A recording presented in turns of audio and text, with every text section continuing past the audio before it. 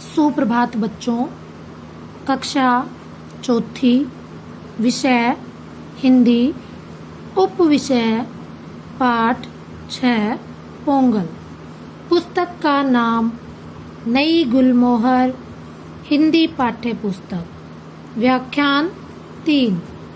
बच्चों, कल हमने व्याख्यान 2 में पाठ में आए कठिन शब्द, शब्दार्थ और प्रश्न उत्तरों का अध्ययन किया था। आज हम व्याख्यान 3 में भाषा ज्ञान का अध्ययन करेंगे। भारत को त्योहारों का देश कहा जाता है। इस देश में शायद ही कोई दिन ऐसा हो जिस दिन कोई पर्व त्योहार न मनाया जाता हो। पोंगल तमिलनाडु में मनाया जाने वाला एक प्रसिद्ध त्योहार है। यह तई नामक तमिल महीने की पहली तारीख को मनाया जाता है। तमिलनाडु में धान की फसल समेटने के बाद लोग खुशी प्रकट करने के लिए पोंगल का त्योहार मनाते हैं। यह दिन जनवरी के मध्य में आता है। पोंगल उत्तरायण के आरंभ का सूचक है। उत्तरायण का अर्थ है सूर्य का उत्तर दिशा में गमन। पोंगल के पहले और बाद वाले दिन का भी पोंगल जितना ही महत्व है। पोंगल के पहले वाले दिन को बोगी कहते हैं। इस दिन लोग घर की सफाई करते हैं, पुरानी और बेकार चीजों को फेंकते हैं या जला देते हैं। पोंगल से पहले सारी रात लोग बेकार चीजों की होली जलाते हैं। चीजों को जलाते हुए लड़के छोटे छोटे ढोल पीटते रहते हैं। इस ढोल को तमिल में बोगी कोट्टू कहते हैं। ये ढोल इसी दिन के लिए बनाए जाते हैं। सांझ को जब घर में सफेदी हो चुकी होती है तब फर्श को रगड़ रगड़ कर धोया पोंछा जाता है। चावल के आटे से फर्श पर कुछ आकृतियां बनाई जाती हैं जिन्हें कोलम कहते हैं। कोलम नई फसल के चावल से बनाते हैं, इसलिए इसका विशेष महत्व है। कोलम के सुर्ख आटे को पानी में घोलकर उससे प्रत्येक कमरे के भीतर दीवारों के साथ साथ पट्टियां बनाई जाती हैं। पोंगल के लिए एक विशेष बर्तन खरीदा जाता है। उसमें दूध, नई फसल के चावल, गुड़ और मसाले डालकर सूर्य देवता के लिए शर्करई का भोग तैयार किया जाता है। इसलिए इस दिन को शर्करई पोंगल कहते हैं। जिस बर्तन में पोंगल बनाते हैं वह पोंगल पान्नई कहलाता है। बर्तन के गले पर हल्दी का पौधा बांधा जाता है। तमिलनाडु के लोग हल्दी को पवित्र मानते हैं। हल्दी और धान की फसल एक साथ निकलती है। इन्हीं दिनों ईख की फसल भी तैयार होती है। पोंगल की पूजा से पहले नए कपड़े पहनना जरूरी है। तभी पूजा में बैठने की अनुमति मिलती है। फिर सबके बीच सरक्रई पोंगल बांटा जाता है। ईख काट काट कर गंडेरियां बनाई जाती हैं। तमिल में ईख को करुम्बू और गंडेरी को करुम्बू तुंडम कहते हैं। पोंगल के बाद वाला दिन माट्टू पोंगल के रूप में मनाया जाता है। इस दिन पशुओं के प्रति कृतज्ञता प्रकट की जाती है, क्योंकि सारे साल वे ही परिवार की सेवा करते हैं। गायों के मस्तक पर हल्दी कुमकुम लगाई जाती है। उनके गले में पुष्पहार डालकर उनकी पूजा की जाती है। उसके बाद उन्हें पोंगल खिलाया जाता है। खेतों में काम करने वाले लोग बैलगाड़ियों, हलों और दूसरे औजारों हथियारों पर रंग रोगन करते हैं। बैलों के सींगों को घिस घिस कर नोकदार बनाया जाता है। उन पर रंग रोगन लगाकर उनकी नोकों पर धातु के छल्ले मढ़ दिए जाते हैं। ये तैयारियां होती हैं मंजीवरट्टू के लिए। रंग बिरंगे सींगों वाले बैल गले में मनके और घंटियां टनटनाते हुए गलियों में दौड़ते हैं। उनके पीछे युवकों के झुंड चलते हैं। कभी कभार कोई युवक किसी बैल को घेरकर उसकी पीठ पर सवार हो जाता है।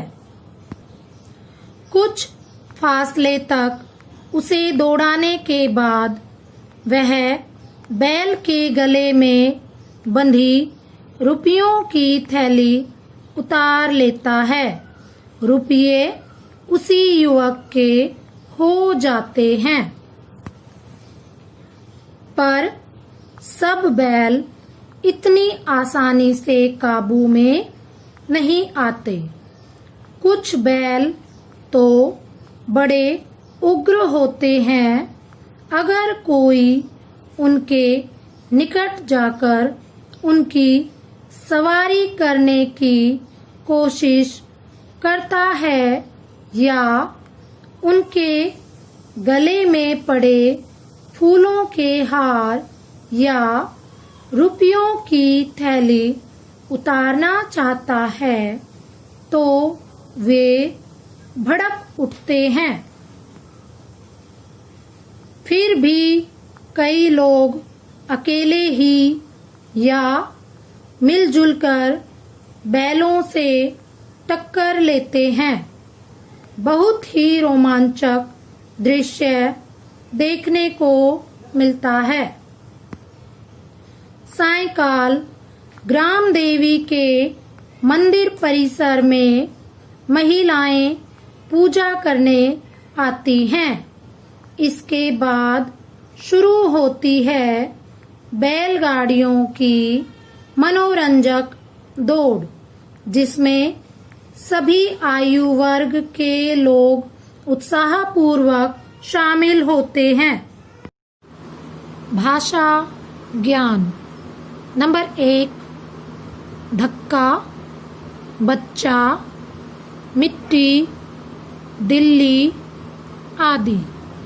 शब्दों में एक स्वर रहित व्यंजन का समान स्वर सहित व्यंजन से मेल हो रहा है, इसलिए यह द्वित्व व्यंजन कहलाता है।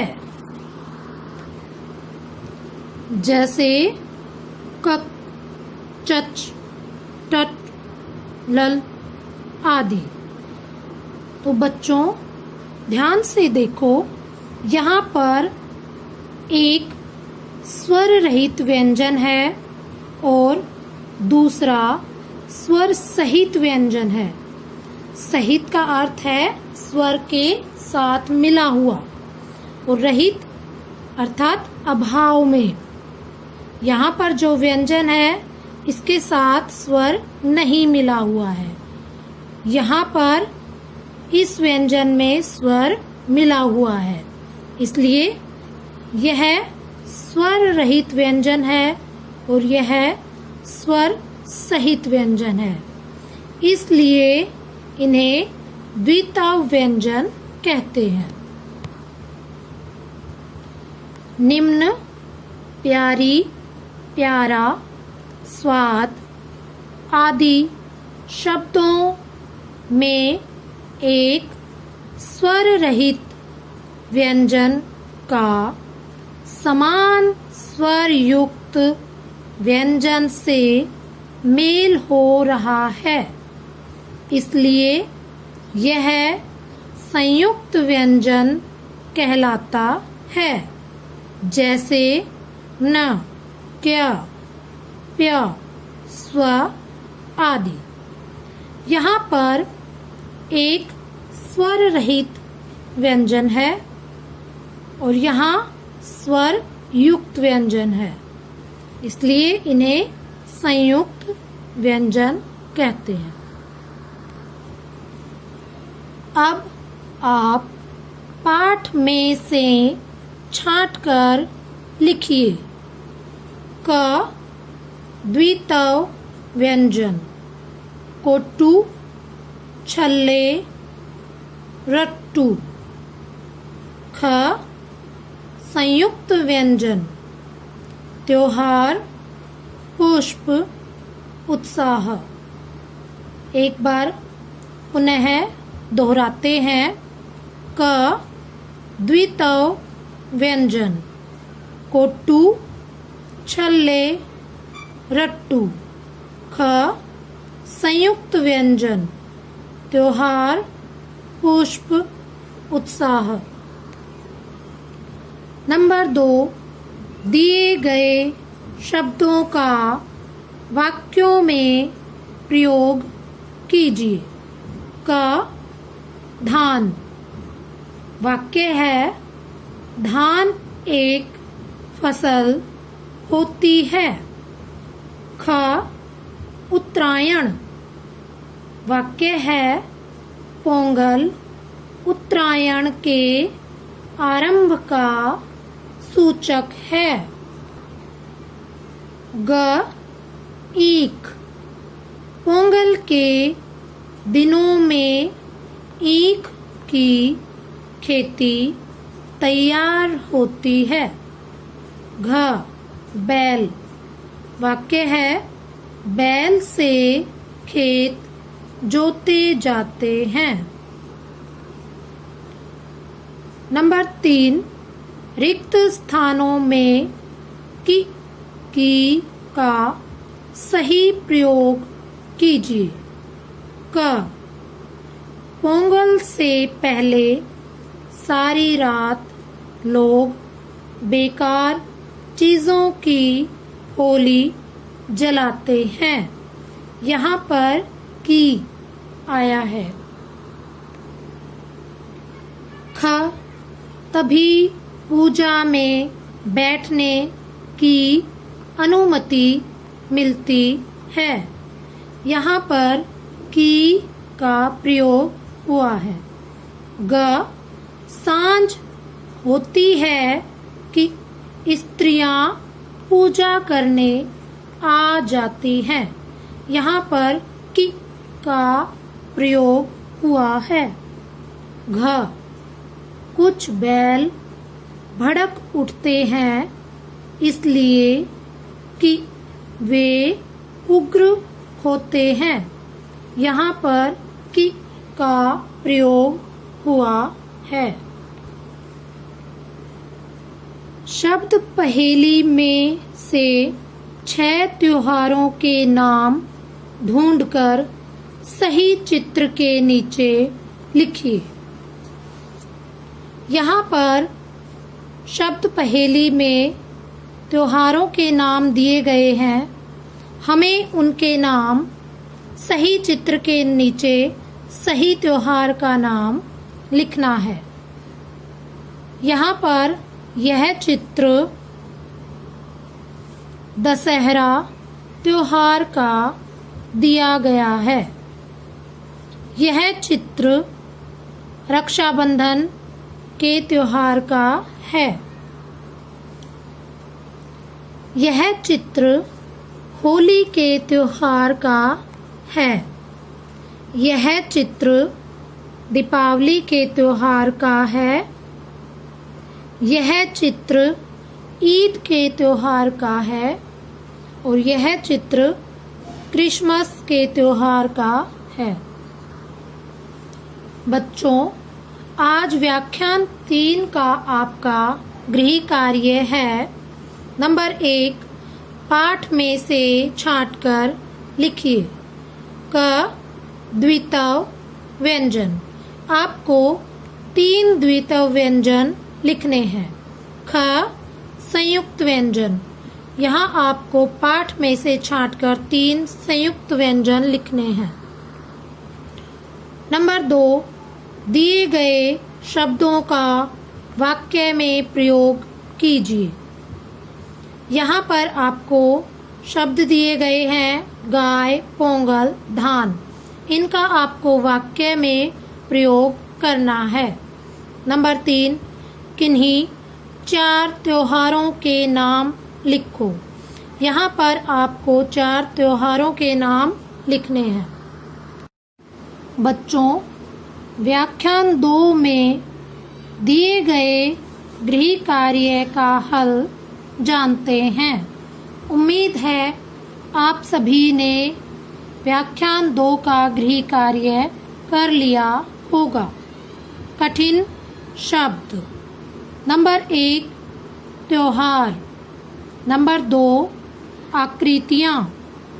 नंबर 3, शर्करई। नंबर 4, गंडेरियाँ। नंबर 5, कृतज्ञता। नंबर 6, पुष्प। नंबर 7, रुपया। नंबर 8, रोमांचक। नंबर 9, दृश्य। एक बार पुनः दोहराते हैं।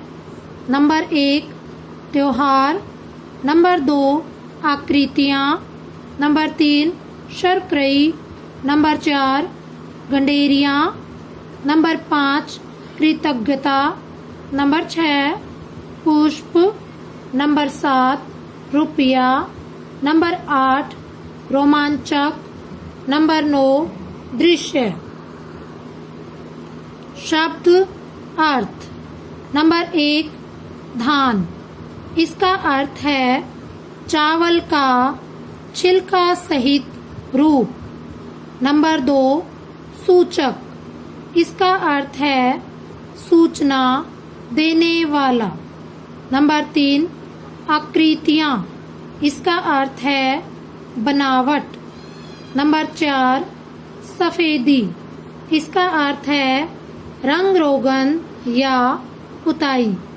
नंबर 5, भोग। इसका अर्थ है आराध्य को अर्पित किया जाने वाला खाद्य पदार्थ। नंबर 6 पवित्र, इसका अर्थ है पावन। नंबर 7 सुर्ख, इसका अर्थ है लाल। नंबर 8 अनुमति, इसका अर्थ है आज्ञा या इजाजत। नंबर 9 गंडेरियां, इसका अर्थ है गन्ने के छोटे छोटे टुकड़े। नंबर 10 कृतज्ञता, इसका अर्थ है आभार। नंबर 11 है नोकदार, इसका अर्थ है पैना या बारीक। नंबर 12 है छल्ला, इसका अर्थ है गोलाकार। नंबर 13 है मनके, इसका अर्थ है सुराख वाले गोले। नंबर 14 है उग्र, इसका अर्थ है गुस्सैल। धन्यवाद।